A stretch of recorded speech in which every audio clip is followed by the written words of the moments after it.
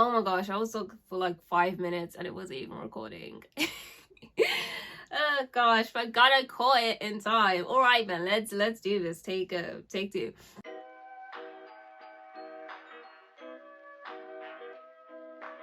If you guys have been following my channel, you know that I try to do a video like this regularly during the year. It's not always regular, it's sometimes irregular, but I just try to put out these videos kind of consistently throughout the year because it's the reason why I started my booktube channel. I really just wanted, you know, like a small list. It doesn't have to be like every Black British books that's being released, but just like a couple that are just being highlighted and spotlighted, because I couldn't find that, you know, before I started my YouTube channel. I couldn't just find here are some Black British books that you should be thinking about buying. Like, I didn't see that. I have books from February to April, and then hopefully I do another one of these videos again during the summer, because there's a lot of great books actually releasing in the summer months, but I didn't want to include them in this video because there's already quite a few books here. So the first book I want to talk about is Glow Up Laura Bloom by Dee Benson, published by Hotkey Books. It came out the 2nd of February this year, and this is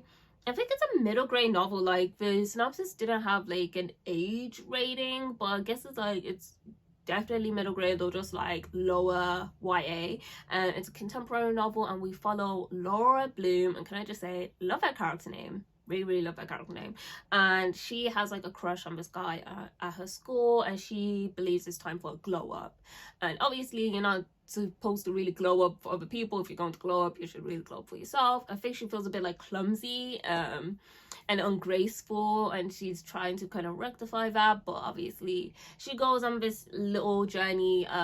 But yeah, it just sounded really cute, to be honest. I really love the cover of it. I love the pink. It just sounded like a really charming like upper middle grade, lower YA book, so I wanted to spotlight it here. So next book we've got is Rose and the Burma Skye by Rosanna Anika. It's being published the 23rd of February by Penguin's Doubleday, and this is the second novel, like Rosanna Amaka's second novel, and she wrote, if you don't remember, Book of Echoes, and I absolutely love Rosanna Amaka's Book of Echoes. It was just such a substantial book. It just felt like a very solid book with like a solid story. That's the highest compliment I can really give a book, that I just felt full, and it felt like I really got like a story's worth of a story. Does that even make sense? This is a historical fiction novel, and we are following a Nigerian soldier throughout the Second World War, and this soldier is in love with a girl called Rose, I believe, and it's kind of like an unrequited romance, and then he goes off to war, and yeah, as I said, about his experiences in war.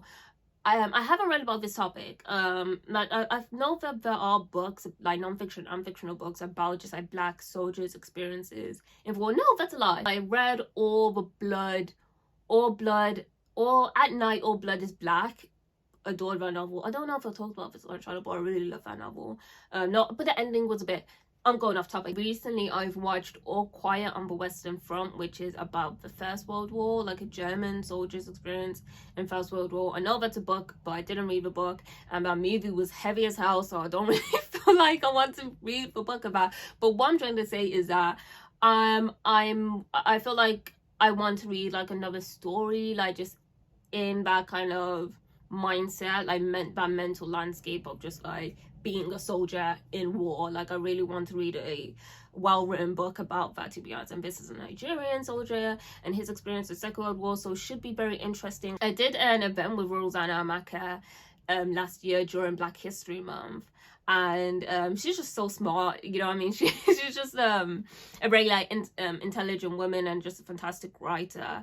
So I'm really excited to finally read like the second book. I'm so happy she has a second book now, so I can just like devour it. So the next book we got is Mermaid by Jessica George, and this actually comes out before Rose on the Burma Skye. It comes out Valentine's Day, so 14th of February, of course, and it is published, if I can see my notes, it's published by Hada. This book gives me Yinka vibes. Yinka, Where Is Your Husband by, oh, her name escapes me now, Lizzie Damilola Blackburn.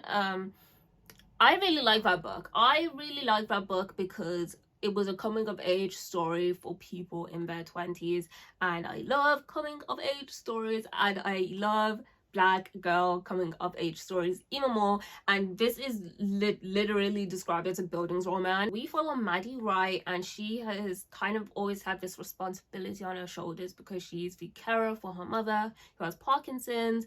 But around the time the story starts, she's starting to move away from her family home, and she wants to be like the woman she always thought she could be and aspires to be. So she's going on this journey to kind of like find herself and to build up her own identity, away from all of her responsibilities.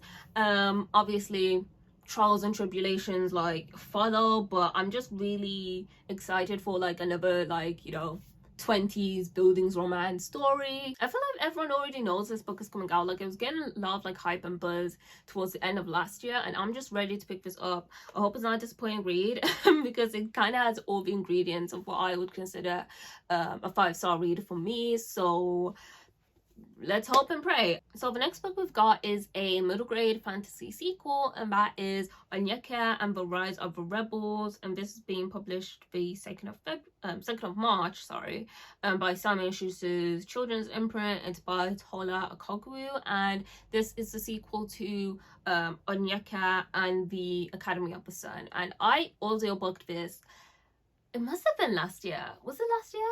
It must have been last year, and I really enjoyed it. And do you know why that was surprising? Because I was not getting through fantasy last year. Like, last year was not a fantasy year, so I was just like really apprehensive about like if I was going to like enjoy the story. But my god, like, I really enjoyed the story. It was just such a fun, I should probably tell you like what the story was. So basically, the main character Anika, she has this like big beautiful hair, but it's always sort of landing her into trouble because it's just so big and humongous. And one day she realizes that her hair has powers after she saves her best friend at a swimming pool, and she gets kind of sent to this academy in Nigeria where there are other people, other children who have like special abilities and so on and so forth. It's just a really, it was just a really good story, guys. Like, I'm trying to unravel in my head now, but like the components of why I loved it so much. But I think it was just because it was very quick, it was just very charming, it was just very lovely. It was just a very lovely story, and at the end of it I was like, oh wow, I want a sequel. And even that's rare for me, guys, because I do not read sequels. Like, I am such a one book done kind of girl, but I wanted the sequel for this. I want to know where the story is going to take us. So, and the title kind of gives it away, like the Rise of Rebels. So I'm just happy to have this book, and it's coming real soon, 2nd of March, so less than a month away. Excited to read it. Another book that's coming out the 2nd of March is Fire Rush by Jacqueline Crooks, and this is being published by Vintage, an imprint of Penguin. And I actually got approved. I got approved of this last summer, guys, and I feel like I got 100 pages in, and I had to just put it down because I knew I was enjoying it, but I was just not in the brain space for it at the time, and I didn't pick it up towards the end of the year. But I want to pick it up again before it comes out the 2nd of March. Of course, we follow a young woman who kind of frequents, I think her name's Yamaye. I feel like I never say that name properly. Anyway, she frequents these underground clubs and raves, and she really finds herself in the music and the rhythm. One of these nights she meets a young man called Moose, and they start to have a relationship. Something happens to Moose, I didn't really get to that part, and it kind of just cuts that part of her life short, and then she goes on a transformational journey. When I saw the word transformation, I was like, okay, I'm going to like this book. So she kind of goes on like a transformational journey after this. She gets caught up in like the Brooklyn. Why am I saying Brooklyn? Caught up in the riots that sweep the country in Bristol during the 1980s. And then also she goes back to Jamaica, to her roots, and just to connect with herself there. And doesn't this sound amazing? But like, doesn't this actually sound amazing? Like, I am being fed well, like, by, you know, off synopses alone, like, I'm being fed when it comes to coming of age stories, guys, because like, sounds really great. So we've got another British Ghanaian novel on this list as well, and that is Fruitless by Crystal Zara Appiah, and this is being published by HarperCollins the 16th of March. And this story sounds like like we're kind of like deconstructing a marriage. Like there's a marriage that's kind of been like broken down, and it's about family, it's about friendship, it's about like obligation, it's about motherhood, it's about all these different themes, but at the core it's about like this marriage and whether these two individuals still love each other. And guys, I really love deconstructions of marriage as well. Like I don't know what all this means for me, like psychologically, but I really love deconstructions of marriages. Like when it was that Oscar season 2-3 years ago, like I loved Marriage Story, and I just love marriages and just like seeing how they function. There's another film, I can't name of one that's just slipped my head, that really like deconstructs a marriage really well as well. So just from that, I'm kind of hooked. I want to know what's going on with this marriage, how it broke down. The last 5 years, that's it. Like I'm really back on my musical game, my musical theatre kind of mindset for the start of this year. So the last 5 years has been rinse and repeat, like rinse and repeat. So I'm really in the mood for like another just like marriage deconstruction. Anyway, this just sounds really good. I've been seeing a lot of praise for it as well, like towards the end of last year when I think like proofs were going out, there's a lot of praise for it on my TL. So yeah, I'm excited.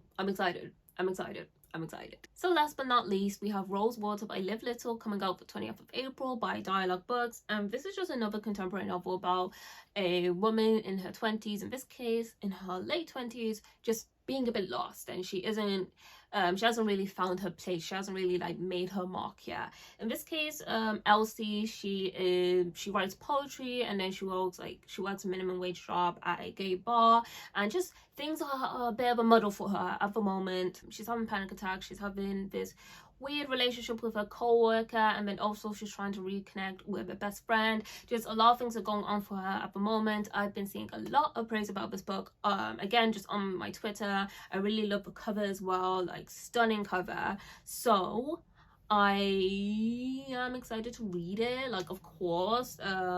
And yeah, it says social commentary, which I enjoy, you know, so social commentary in my books.